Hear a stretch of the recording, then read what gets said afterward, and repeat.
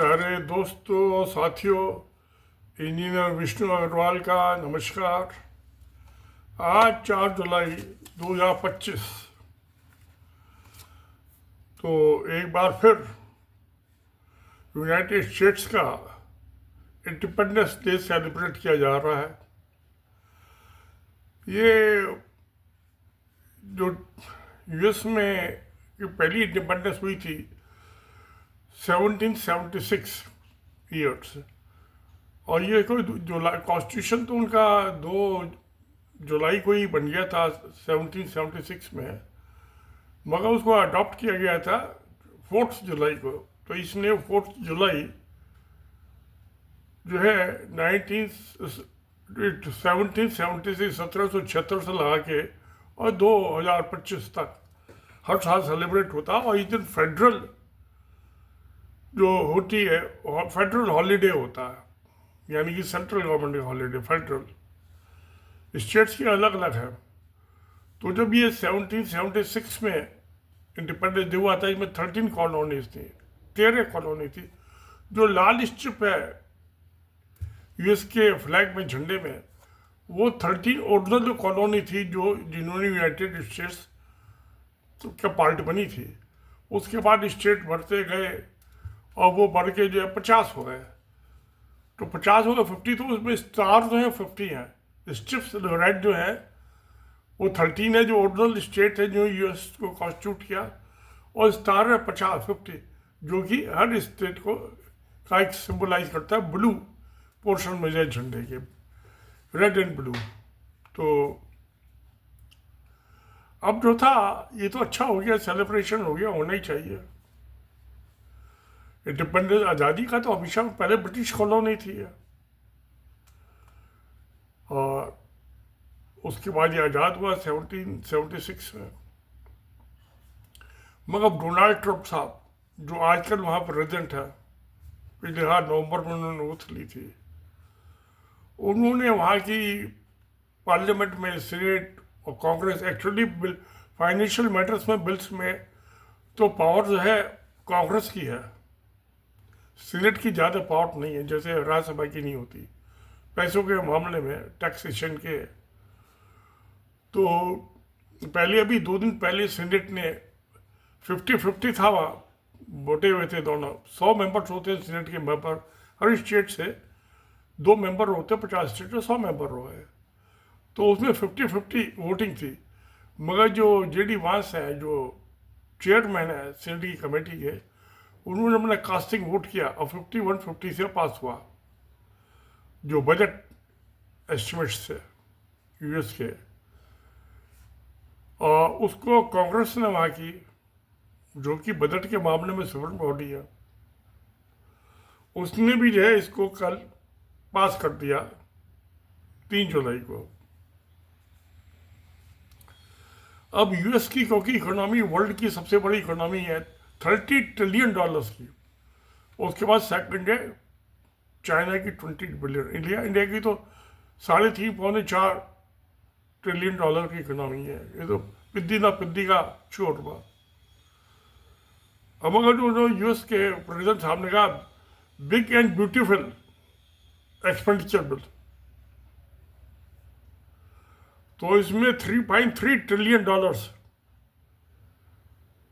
तो ये इसमें जो है क्या किया इन्होंने, तो इसका जो मोटे तौर पे है,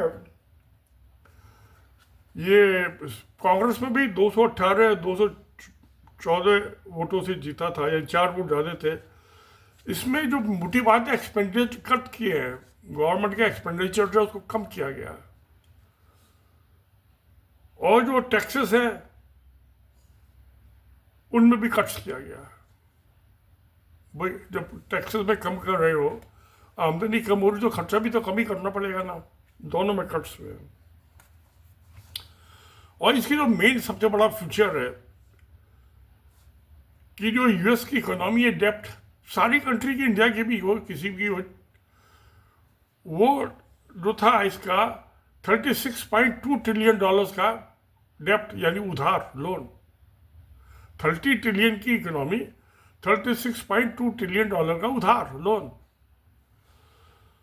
और इसको उन्होंने $3.4 ट्रिलियन बढ़ा दिया, डेप्ट को, लोन को बढ़ा दिया, कर्जा बढ़ा दिया। और अब जो है, इस जो बजट पास हुआ इसमें $39.6 ट्रिलियन का टोटल जो डेप्ट हो गया, यानी कि लोन हो गया। अब जो इन्होंने बढ़ाया है ये $3.4 ट्रिलियन का लोन। ये लोन कौन देगा? बॉन्ड्स, सिक्योरिटी बॉन्ड्स, और यूएस की गवर्नमेंट इशू करेगी। वो विल बी बाहर, परचेज कौन करेगा? Japan, China. चाइना के पास सबसे ज़्यादा जो है स्टॉक है यूएस डॉलर्स का, उसके बाद चाइना के पास, उसके बाद जापान। इंडिया के पास तो थोड़ा से 600 $650 बिलियन का। अभी जब डोनाल्ड ट्रंप साहब ने ये कहा रेसिप्रोकल प्रॉमिस, टैरिफ टैक्स लाएंगे, जो आप लगाओगे उतना हम लाएंगे, तो जापान ने थोड़े से बॉन्ड्स रिलीज कर दिए थे मार्केट में, तो उससे डॉलर कमज़ोर हो गया। तो ट्रंप साहब को फला से पलटी मारनी पड़ी। उन्होंने कहा भाई इसको 90 डेज के लिए एक्सटेंड कर दो, और इसमें बातचीत करके, सौदेबाजी करके, फिर जैसी सौदेबाजी हुई उस कंट्री के साथ वो होगा। तो अनाउंस तो एक साथ कर दिया था। उधर चाइना भी रिलीज करने के लिए तैयार था, जो उसके पास बॉन्ड्स हैं, जी सिक्योरिटी बॉन्ड्स कहलाते हैं, जो गवर्नमेंट के बॉन्ड्स होते हैं, कूपन रेट होता है उनका फिक्स, तो उस पर उसको मिलता है पैसा।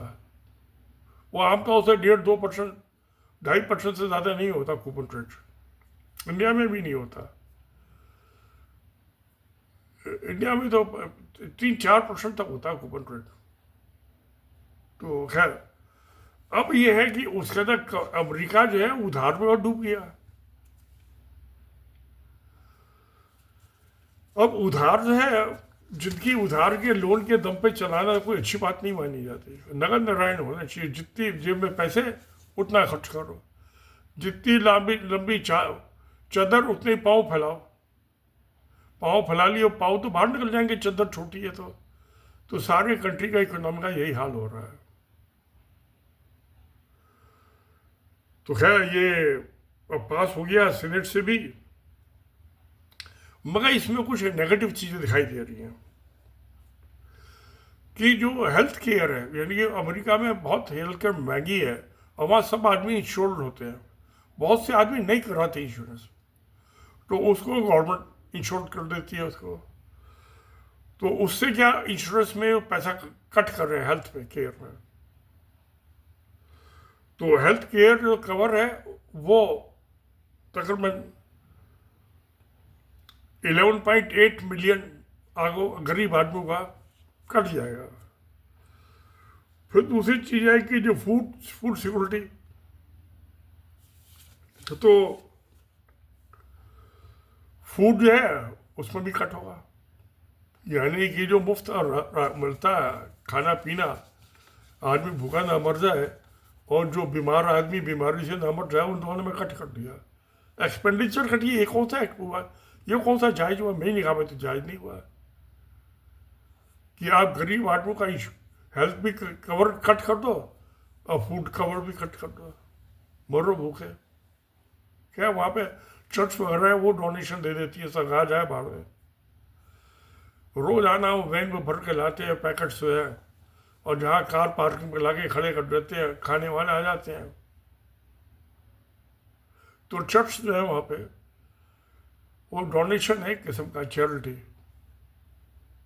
मैं सरकार जो देती है वो चैरिटी में नहीं आता, वो तो राइट्स में आता है, एंटाइटलमेंट।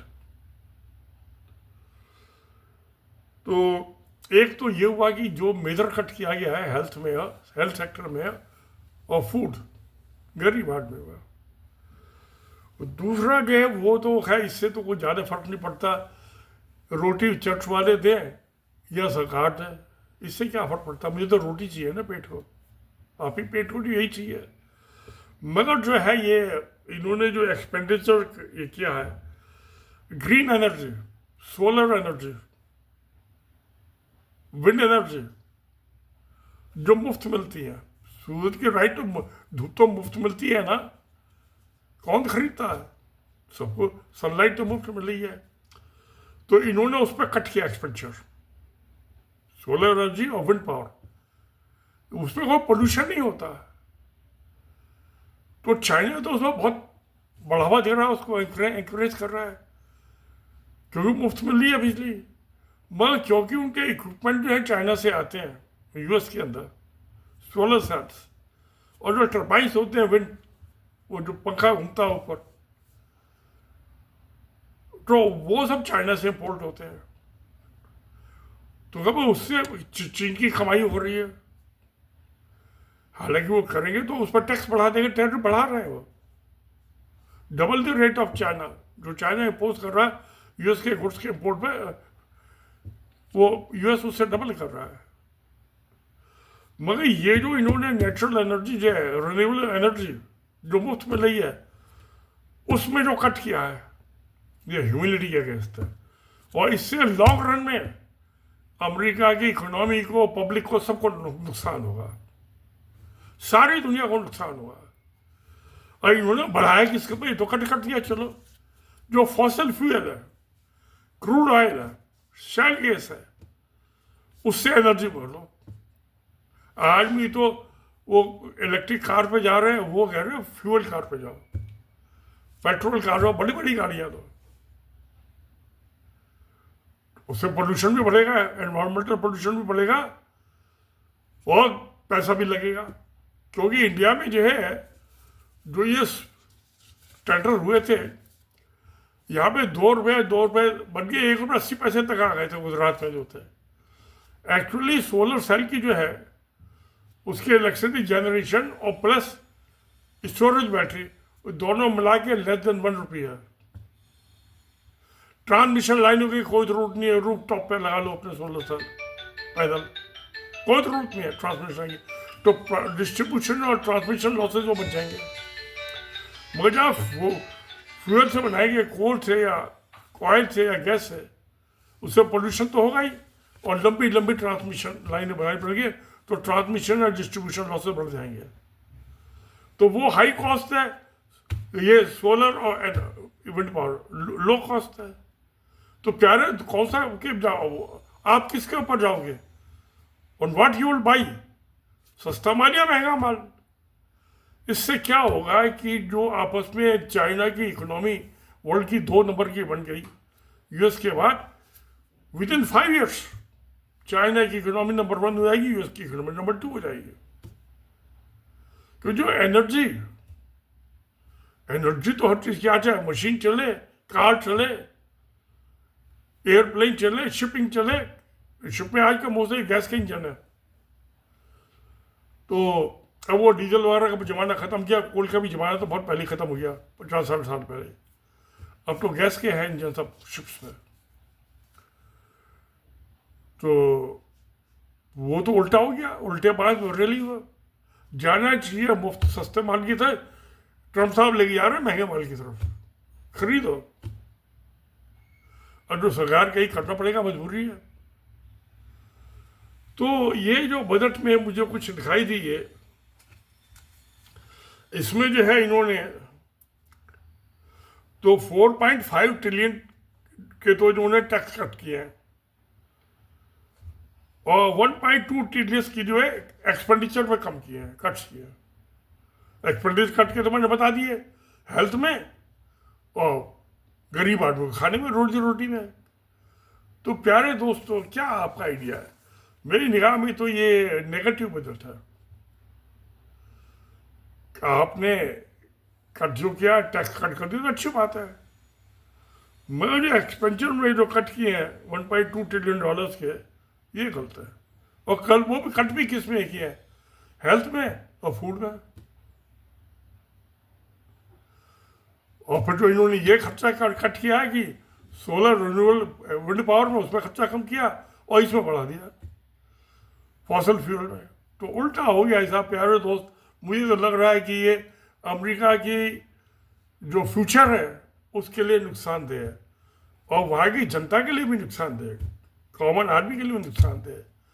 तो प्यारे, ये तो सच्चाई है। अगर आप किसी को उनके बजट को देख के आपको देखेंगे आप, आज के न्यूज़पेपर में था तो मैं उसके डिटेल पढ़ रहा था, महंगाई तो माइनस में है, तो गलत हो रहा है सबका, बजट ही गलत पास हो रहा है। तो फिर अगर यही सच्चाई तो सत्य में जयते। नमस्कार, धन्यवाद।